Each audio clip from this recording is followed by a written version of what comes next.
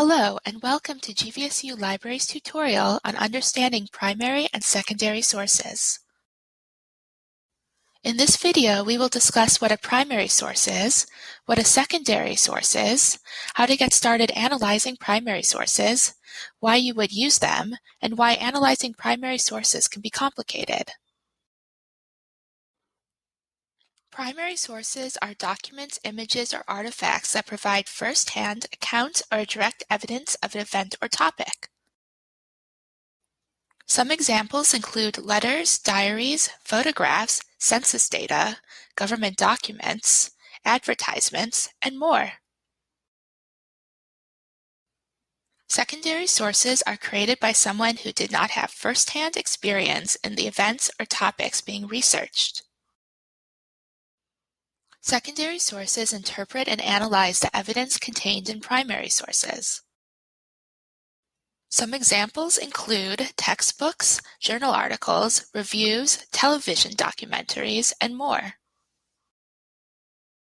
Whether a source is considered primary or secondary depends on the information presented, the question asked, and additional context.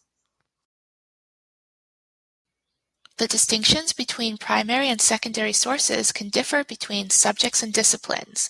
We've been using the humanities interpretation of primary sources. It can be a little different if you're working in the sciences.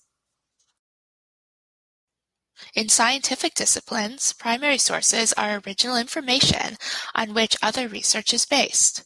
This includes journal articles of original research, conference papers, dissertations, technical reports, and patents. It can also include data sets, such as health statistics, which have been tabulated but not interpreted.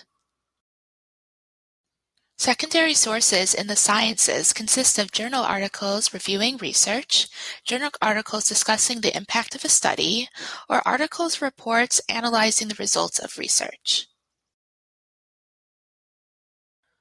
Here are some discipline-specific examples. In the field of history, Abraham Lincoln's Gettysburg Address would be a primary source. A television documentary on the aftermath of the Civil War would be a secondary source. In literature, Jane Austen's Pride and Prejudice would be considered a primary source. However, an article analyzing literary techniques used in the novel would be considered secondary. In the field of political science, United States Census statistics would be a primary source, while a book about changes in the racial composition of urban cities in the U.S. would be a secondary source. In the field of biology, the results of an original experiment would be considered a primary source. A conference presentation on the significance of the experiment results in comparison to similar studies, however, would be a secondary source. In the humanities, primary sources can't be taken at face value. Historians, for example, use two specific rules to help them analyze a primary source for their research. The time and place rule says the closer in time and place a source and its creator were to an event, the better the source will be. 2. The bias rule, which says every source is biased in some way. You must think critically about the creator's point of view by asking questions such as, who created this source? Why? Was the source meant to be public or private? Is the source meant to persuade or inform others?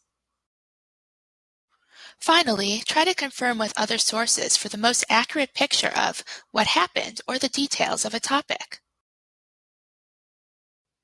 Primary sources are important to your research. They provide the necessary evidence to build and support your argument. Drawing on multiple primary and secondary sources creates a solid foundation for a compelling paper and brings authority and expertise to your topic. Distinguishing between primary and secondary sources can be challenging because there aren't fixed categories. Whether a source is primary or secondary depends on the questions you're asking in your research. A speech on the 100th anniversary of the Civil War is not a primary source about the Civil War, but if you're studying how the Civil War is commemorated, it is.